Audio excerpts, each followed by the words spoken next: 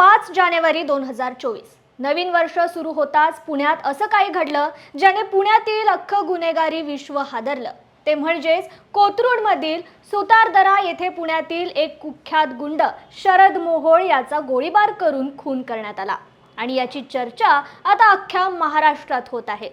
पण शरद मोहोळ हा कुख्यात गुंड असतानाच त्याला हिंदुत्ववादी डॉन अशी उपमा का दिली जाते, पाहूयात याबद्दलचा हा सविस्तर व्हिडिओ। नमस्कार, मी कृपा सपकाळ। न्यूज अनकटच्या या क्राइम रिपोर्ट एपिसोडमध्ये आपलं स्वागत। हत्या, खंडणी, अपहरण, हत्येचा प्रयत्न अशा अनेक गुन्ह्यांमध्ये शरद मोहोळ हा नेहमीच गुन्हेगारी विश्वात चर्चेत असायचा। पण आता तो पुन्हा चर्चेत आला ते म्हणजे त्याच्या झालेल्या खुनामुळे।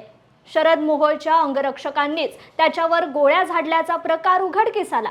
साहिल उर्फ मुन्ना पोळेकर आणि त्याचे अन्य साथीदार यांना शरद मोहोळ त्याच्या खुनाचे आरोपी मानले जात आहे। त्यांनी गोळीबार केला व त्यात 2 गोळ्या शरद मोहोळला लागल्या, एक डोक्यात व एक छातीत।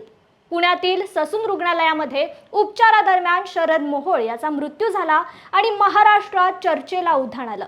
काही ठिकाणी शरद मोहोळला हिंदुत्ववादी डॉन म्हणून श्रद्धांजली वाहण्यात आली। पण कुख्यात गुंड असून सुद्धा शरद मोहोळचा हिंदू डॉन कसा झाला हे सुद्धा तितकंच रंजक आहे। खरं तर शरद मोहोळ हा मोहोळ गँगचा कुख्यात गुंड व मुळशी पॅटर्नचा जनक संदीप मोहोळचा सख्खा भाऊ होता। 2007 मध्ये गणेश मारणे टोळीने संदीप मोहोळचा खून केला। त्यानंतर 2010 मध्ये निलायम टॉकीज जवळ मारणे टोळीचा म्होरक्या किशोर मारणेवर कोयत्याने वार करून त्याचा खून करत शरद मोहोळने आपल्या सख्ख्या भावाच्या हत्येचा बदला घेतला। यानंतर सरपंचाचे अपहरण, चोऱ्या अशा अनेक गुन्ह्यांसाठी त्याची रवानगी येरवडा जेलमध्ये केली गेली। 2010 मध्ये पुण्यात जर्मन बेकरी ब्लास्ट दुर्घटना घडली व या ब्लास्टचा आरोपी महम्मद कातिल सिद्दीकीला पुण्यातील येरवडा जेलमध्ये पाठवले गेले व 2012 साली येरवडा जेलमध्येच बरमुड्याच्या नाडीने गळा घोटून शरद मोहोळने सिद्दीकीचा खून केला। एका दहशतवादाला संपवून शरद मोहोळचा हिंदुत्ववादी डॉन म्हणून उदय झाला। 1.5 वर्षांपूर्वी त्याची जामिनावर सुटका झाली व यानंतर तो अनेक हिंदुत्ववादी संघटनांच्या कार्यक्रमाच्या व्यासपीठावर दिसू लागला।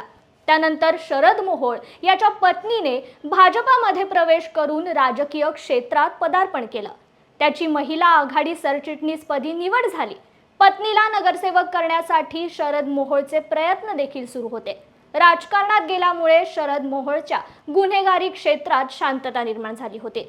पण 2024 मध्ये ऐन लग्नाच्या वाढदिवशीच त्याचा खून केला गेला व पुण्यातील अजून एका गँगस्टरचा अंत झाला।